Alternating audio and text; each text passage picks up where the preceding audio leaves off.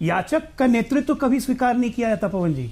याचक बन के नेतृत्व मांगिएगा ना तो ममता दी क्या, शरद पवार का भी आपको वर्षन याद होगा 3 महीने पहले वाला। ये लोग पुराने जमींदार की तरह हैं जिनका सारा खेत चला गया है, लेकिन आज भी यही कहते हैं कि ये मेरा था, ये मेरा है, ये मेरा है।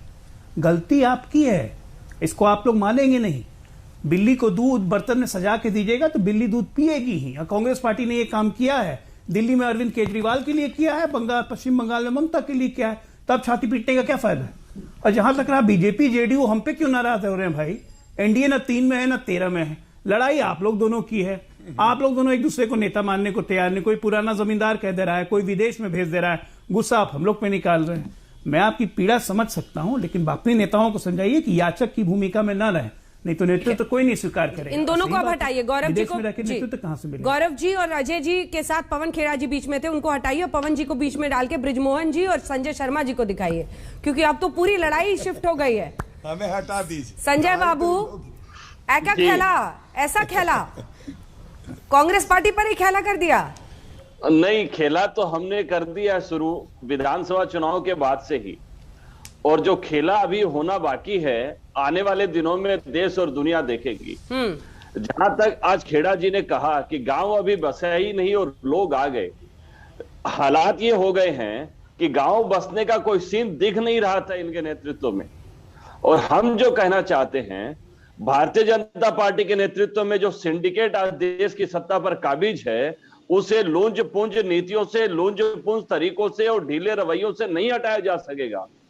इसके लिए जननेत्री दीदी ममता बनर्जी जिस शिद्दत के साथ, जिस बहादुरी के साथ इस सिंडिकेट के खिलाफ, केंद्र की अहंकारवादी ताकतों के खिलाफ, अधिनायकवादी ताकतों के खिलाफ, सांप्रदायिकतावादी लोगों के खिलाफ जिस शिद्दत और जिस मजबूती से सारे देश में आज अपनी उपस्थिति जाहिर की है, नेतृत्व वैसा चाहिए।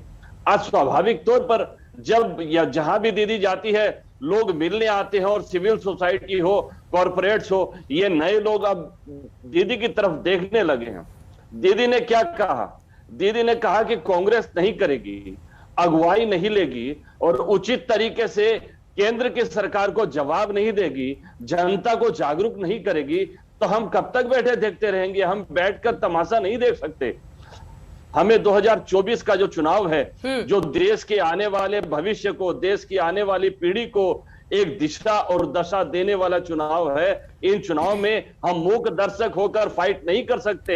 तो चुनाव संजय जी प्रधानमंत्री बनना चाहती हैं ममता बनर्जी? सीधा सपाट सवाल आपसे पूछ रही हूँ, क्योंकि जुलाई में आई थी तो कहा था, सुनिए ना सर, सोनिया जी को कहा था कि अच्छी मुलाकात रही, चाय पर चर्चा हुई, एकजुटता की बात हुई, और ये नवंबर आते आते अभी तबे शुरू हो गया।